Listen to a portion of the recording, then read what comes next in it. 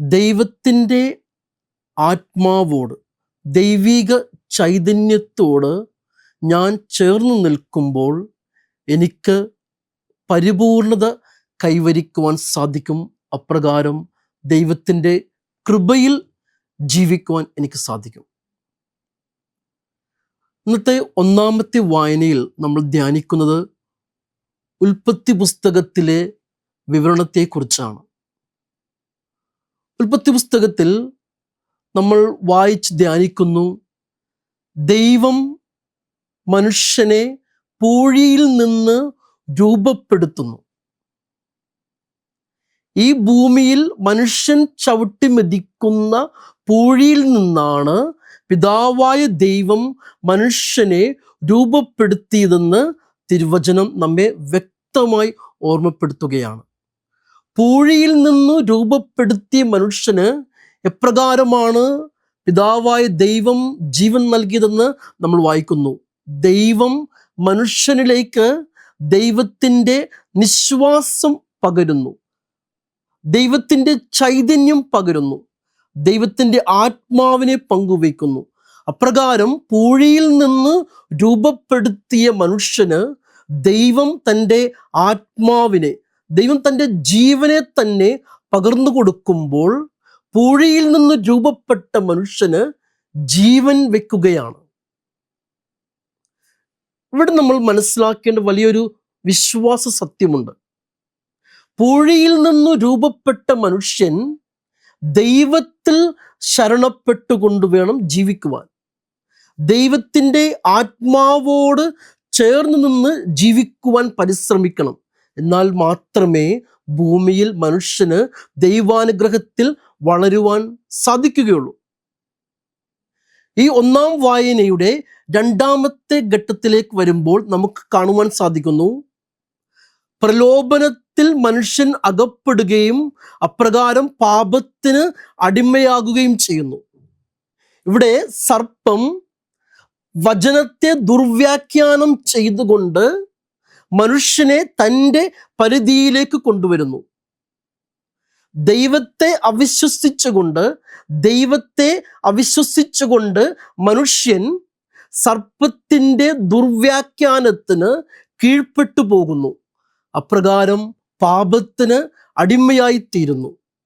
ഇവിടെ മനുഷ്യൻ ആഗ്രഹിക്കുന്ന നന്മ ലഭിക്കാതെ പോകുന്നു.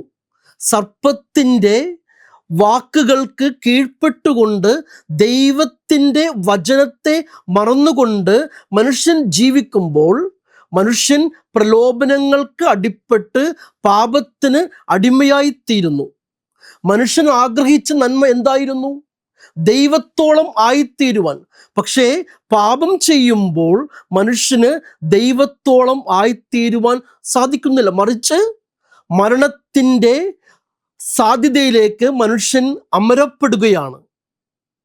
ഇവിടെ സർപ്പത്തിൻ്റെ വാക്കുകളെ വിശ്വസിക്കുന്ന മനുഷ്യൻ, ദൈവത്തിൻ്റെ ആത്മാവിനെ തള്ളിപ്പറയുന്ന മനുഷ്യൻ, ദൈവത്തിൽ ശരണപ്പെടാതെ സർപ്പത്തിൻ്റെ വാക്കുകളെ വിശ്വസിച്ചുകൊണ്ട് മനുഷ്യൻ പാപത്തിന് അടിമപ്പെടുന്നു.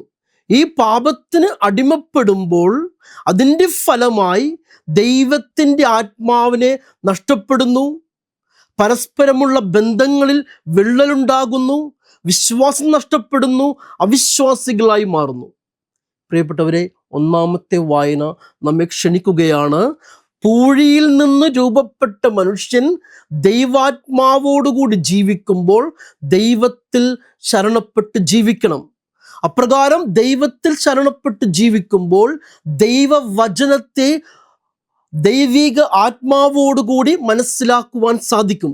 ഒളിഞ്ഞിരിക്കുന്ന തിന്മകളെ മനസ്സിലാക്കുവാൻ സാധിക്കുമെന്ന് ഒന്നാമത്തെ വായന, ഉൽപ്പത്തി പുസ്തകത്തിലെ ഒന്നാമത്തെ വായന നമ്മെല്ലാവരെയും അത് ആ ഒരു വലിയ സത്യത്തിലേക്ക് ക്ഷണിക്കുകയാണ്.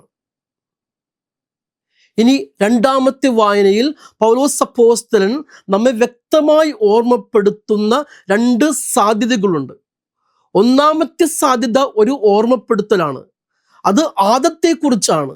ദൈവത്തിൻ്റെ ആത്മാവിനെ മാറ്റിവെച്ചുകൊണ്ട് ദൈവത്തിൽ ശരണപ്പെടാതെ ആദം സർപ്പത്തെ വിശ്വസിച്ചപ്പോൾ ഈ ഭൂമിയിലേക്ക് മരണസംസ്കാരം കടന്നു വരികയാണ്.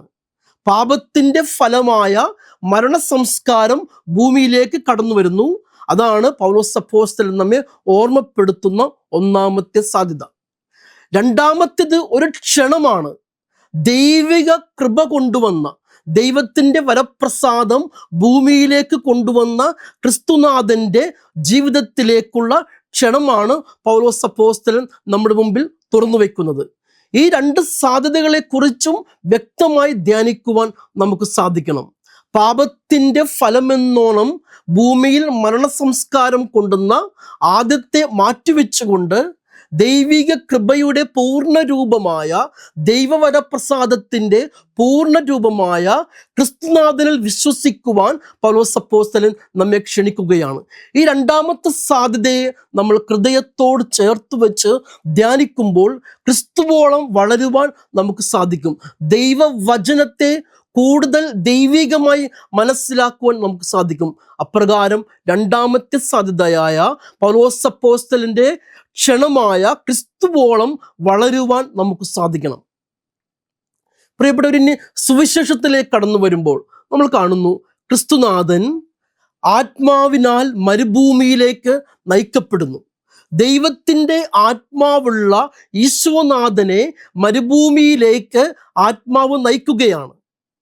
ഈശോ കടന്നു പോകുന്ന പ്രലോഭനങ്ങളെക്കുറിച്ച്, ഈശോ പ്രലോഭനങ്ങളെ എപ്രകാരം അതിജീവിക്കുന്നതായിട്ട്, ഈശോ പ്രലോഭനങ്ങൾ കീഴ്പ്പെടാതെ ദൈവാനുഗ്രഹത്തോടുകൂടി ദൈവത്തിൽ ശരണപ്പെട്ടുകൊണ്ട് എപ്രകാരം തൻ്റെ ജീവിതം മുന്നോട്ട് നയിക്കുന്നതായിട്ട് സുവിശേഷത്തിൽ നമ്മൾ ധ്യാനിക്കുന്നു.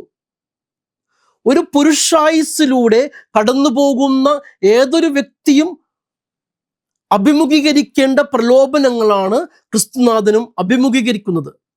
ക്രിസ്തുനാഥൻ പിതാവായ ദൈവത്തിൻ്റെ ആത്മാവോട് ചേർന്ന് നിന്നുകൊണ്ട്, ദൈവിക ജീവനോട് ചേർന്ന് നിന്നുകൊണ്ട്, ആപ അനുഭവത്തോട് നിരന്തരം ചേർന്ന് നിന്നുകൊണ്ട് പ്രലോഭനങ്ങളെ അതിജീവിക്കുന്നതായിട്ട് മത്തായി സുവിശേഷകൻ നമ്മെ ഓർമ്മപ്പെടുത്തുകയാണ്. പ്രിയപ്പെട്ടവരെ, നമ്മുടെയൊക്കെ ജീവിത അവസ്ഥയിൽ ഇപ്രകാരമുള്ള പ്രലോഭനങ്ങൾ കടന്നു വരുമ്പോൾ, പ്രലോഭനങ്ങൾ ഉണ്ടാകുമ്പോൾ ഈശോ പറയുകയാണ്, നിങ്ങൾ ദൈവത്തിൻ്റെ ആത്മാവോട് ചേർന്ന് നിൽക്കൂ, ദൈവത്തിൻ്റെ ഹൃദയത്തോട് ചേർന്ന് നിൽക്കൂ, ദൈവിക സംസ്കാരത്തോട് ചേർന്ന് നിൽക്കൂ.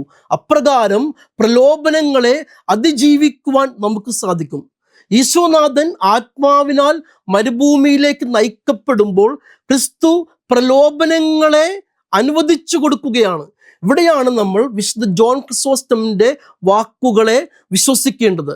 ക്രിസോസ്റ്റം പുണ്യവാളൻ പറയുകയാണ്, ഈശോനാഥൻ ഭൂമിയിൽ ജീവിച്ചിരുന്നപ്പോൾ ചില കാര്യങ്ങൾ അനുവദിച്ചു കൊടുത്തത് തന്നെ പിന്തുടർന്നു വരുന്ന മനുഷ്യവംശത്തിനുണ്ടാകുന്ന ആ പ്രലോഭനങ്ങളെ എപ്രകാരം അഭിമുഖീകരിക്കാൻ എന്ന വിശ്വാസ സത്യം ഹൃദയത്തോട് ചേർത്ത് വെക്കുവാൻ വേണ്ടിയാണ് ഈശോനാഥൻ പ്രലോഭനങ്ങളെ അനുവദിച്ചത്.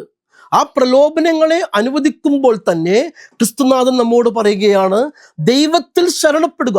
കാരണം നമ്മളെല്ലാവരും പൂഴിയിൽ നിന്ന് ഉണ്ടായ വ്യക്തികളാണ്. പൂഴിയിൽ നിന്ന് ഇസ്രായേലിൻ്റെ ദൈവം നമ്മെ രൂപപ്പെടുത്തിയതാണ്. അപ്രകാരം പൂഴിയിൽ നിന്ന് മെനഞ്ഞെടുത്ത മനുഷ്യന് ജീവനായിട്ട് ദൈവം തൻ്റെ കൃപയാണ് നൽകിയത്. ദൈവത്തിൻ്റെ കൃപ ഹൃദയത്തിൽ സൂക്ഷിക്കുന്ന നമ്മളെല്ലാവരും ദൈവത്തിൽ ശരണപ്പെടുമ്പോൾ നിത്യജീവിതത്തിലെ പ്രലോഭനങ്ങളെ അതിജീവിക്കുവാൻ നമുക്ക് സാധിക്കും. ക്രിസ്തുനാഥൻ പിതാവുമായുള്ള ശക്തമായ ആപ അനുഭവത്തിൻ്റെ വെളിച്ചത്തിലാണ്, ആപ അനുഭവത്തിൻ്റെ അടിസ്ഥാനത്തിലാണ് പ്രലോഭനങ്ങളെ അതിജീവിക്കുന്നത്. കാരണം ഈശോ ദൈവാത്മാവോടുകൂടി ജീവിച്ച മനുഷ്യനാണ്. കാരണം പിശാച് പറയുന്നുണ്ട്, ദൈവത്തിൻ്റെ പുത്ര, മനുഷ്യപുത്ര, ഇപ്രകാരം ക്രിസ്തുവിനെ അഭിസംബോധന ചെയ്തുകൊണ്ടാണ് പിശാച് ക്രിസ്തുവിനെ പ്രലോഭിപ്പിക്കുന്നത്.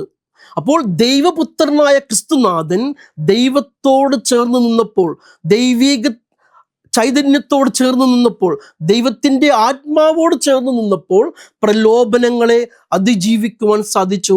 ക്രിസ്തുനാഥൻ നമ്മെ പഠിപ്പിക്കുകയാണ് ദൈവത്തിൽ ശരണപ്പെടുക. കാരണം നിന്നെ മണ്ണിൽ നിന്നാണ് രൂപപ്പെടുത്തിയിരിക്കുന്നത്. ആ മണ്ണിൽ നിന്ന് രൂപപ്പെടുത്തിയ നീ എളിമയോടുകൂടി ദൈവത്തിൽ ശരണപ്പെട്ടുകൊണ്ട് ജീവിക്കുമ്പോൾ തീർച്ചയായിട്ടും ദൈവവരപ്രസാദത്തിൽ ജീവിക്കുവാൻ നിനക്ക് സാധിക്കും. യേശു ഒന്നുകൂടി പറയുകയാണ്, മനുഷ്യന്റെ ഈ ലോക ജീവിതത്തിൽ പണം ആവശ്യമാണ്, അംഗീകാരം ആവശ്യമാണ്, വലിയ പ്രശംസകളൊക്കെ ആവശ്യമാണ്. പക്ഷെ ഇതെല്ലാം നമ്മൾ നേടിയെടുക്കേണ്ടത് ദൈവഹിതത്തിന് വിധേയപ്പെട്ടുകൊണ്ട് ജീവിച്ചുകൊണ്ടാണ്. ദൈവഹിതത്തിന് വിധേയപ്പെട്ടുകൊണ്ട് ജീവിക്കുമ്പോൾ നമുക്ക് പണം, ധനസമ്പാദ്യം സാധ്യമാകും, പ്രശംസ സാധ്യമാകും, അംഗീകാരം സാധ്യമാകും. അപ്പോൾ ദൈവഹിതത്തിന് കീഴ്പ്പെട്ടുകൊണ്ട് ജീവിക്കുമ്പോൾ നമുക്ക് ഈ ലോക ജീവിതം അനുഗ്രഹപ്രദമായി മാറും. ദൈവഹിതത്തിന് ഉപരിയായി നമ്മൾ ചിന്തിക്കുമ്പോൾ നമ്മൾ പാപത്തിൻ്റെ അടിമയായി മാറുന്നു, പാപത്തിന് കീഴ്പ്പെടുന്നു. അപ്രകാരം നമ്മൾ മരണ സംസ്കാരത്തിന് കീഴ്പ്പെടുമ്പോൾ നമ്മിലുള്ള ദൈവിക സംസ്കാരം നമ്മൾ ഉപേക്ഷിക്കുന്നു, ദൈവത്തിൻ്റെ അനുഗ്രഹം നമ്മൾ ഉപേക്ഷിക്കുന്നു. ദൈവത്തിൽ ശരണപ്പെട്ടുകൊണ്ട് ദൈവിക സംസ്കാരത്തെ ഹൃദയത്തോട് ചേർത്ത് വെച്ചുകൊണ്ട് ജീവിക്കുവാൻ സാധിക്കുമ്പോൾ നമ്മുടെ ഈ ലോക ജീവിതത്തിലെ നമ്മുടെ അസ്തിത്വത്തെ മാത്രം പിടിച്ചു കുലയ്ക്കുന്ന പ്രലോഭനങ്ങളെ അതിജീവിക്കുവാൻ നമുക്ക് സാധിക്കും. പ്രിയപ്പെട്ടവരെ, തപസ് കാലത്തിലെ ഈ പ്രഥമ ഞായറാഴ്ച തിരുവചനങ്ങൾ നമ്മൾ ധ്യാനിക്കുമ്പോൾ കർത്താവ് നമ്മോട് പറയുകയാണ്, നിങ്ങൾ ദൈവത്തിൻ്റെ ആത്മാവോട് ചേർന്ന് നിൽക്കുവിൻ, ദൈവത്തിൽ ശരണപ്പെടുവിൻ, ദൈവത്തിൽ മാത്രം ശരണപ്പെടുവിൻ. അപ്രകാരം നിന്റെ ഈ ലോക ജീവിതത്തിലെ പ്രലോഭനങ്ങളെ അതിജീവിക്കാൻ നിനക്ക് സാധിക്കും.